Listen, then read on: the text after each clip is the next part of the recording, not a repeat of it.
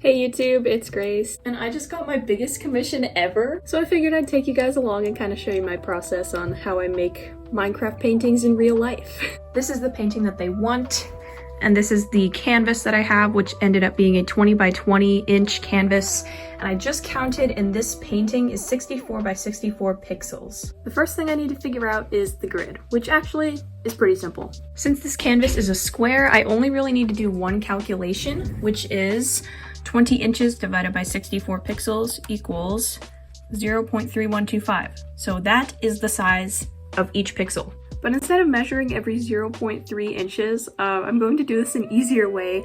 I'm basically just going to divide the canvas in half repeatedly until it gets to 64. So for example, this is 20 long, and I'll just mark 10, which is halfway in between. And then I'll cut these in half. So that'll be 5, and so on.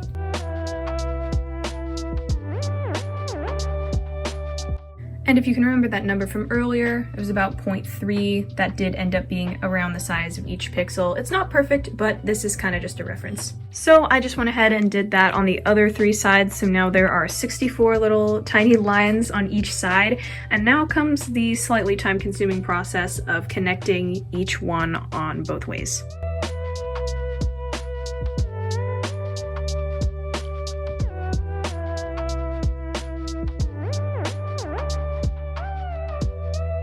This genuinely took me almost an hour, but it is done. And now for the next step, primer. I don't use anything fancy. This is literally just stuff you use for a wall, but it works. Because I drew the grid with a pencil, the purpose of the primer is basically just to set it in place so that the lead isn't smearing when I'm actually painting.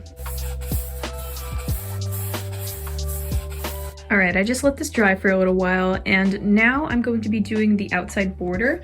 And for that, I'm just going to be using this paint.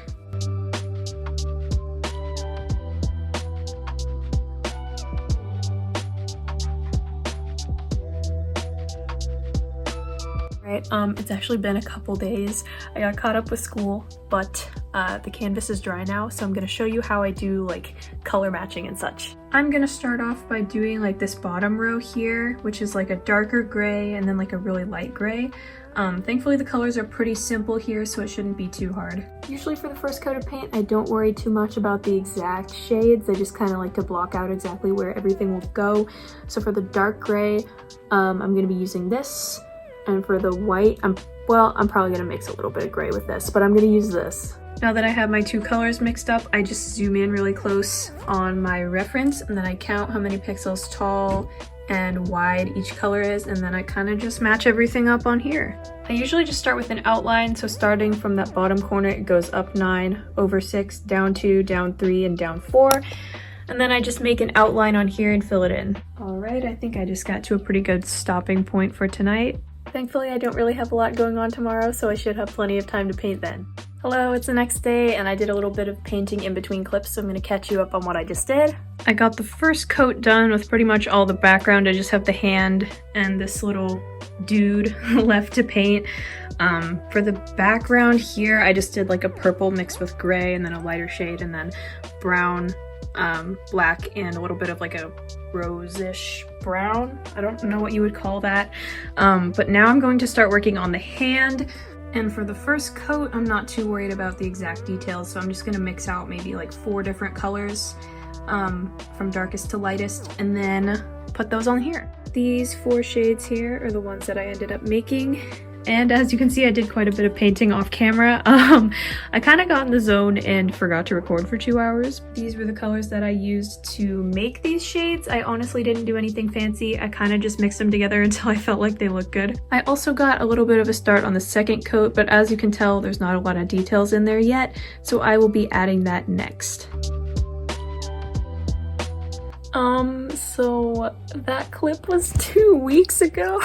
College and extracurriculars have been taking up every ounce of my free time, so I haven't even had a weekend to sit down and do things. Thankfully, the person I'm making this for has been very understanding of my slightly chaotic schedule, so I'm very thankful for that, but I am going to try and get this done now. So what I'm doing now is identifying the darkest and the lightest colors, and then just mixing a bunch of random colors in between, and then once it dries, it will blend everything better. And so next, I'm gonna do this part. Okay, I'm now at the point where I just have a bunch of random shades all over these plates, and I think, blended things pretty well. I think I'm gonna go back over and add a few more. Really what I'm doing is kind of just mixing the darker and the lighter shades together to make something that's in between them, and then putting it all over to make it look more pixely, I guess. My goal with these is not to look exactly pixel for pixel like the Minecraft paintings, but I do want them to get pretty close. And I can kind of tell I'm getting towards the end of this painting because this is my last step and I've been kind of in the detail phase for a while now. And eventually what'll happen is I'll just look at it and it'll just be done. I don't know, my brain just decides. Because for paintings like this, you could just keep going on and adding details forever. So eventually you just kind of need to pick a stopping point. Another thing I really like to do at the end of my paintings is go back in and clean up the lines on like the blacks and other really dark colors because I feel like that just makes it look a lot cleaner. And just like that, you have a Minecraft painting in real life. And I know I just said at the beginning of this video that this is the biggest commission I've ever gotten, but I've already gotten a message with a request for an even bigger one. So that concludes this video. I've successfully completed another Minecraft painting.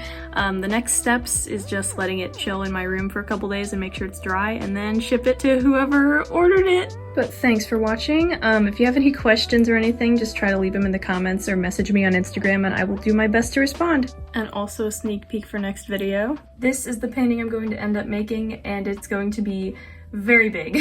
So stay tuned for that and hopefully it'll be out soon. But yeah, I don't know how to do outros. Bye.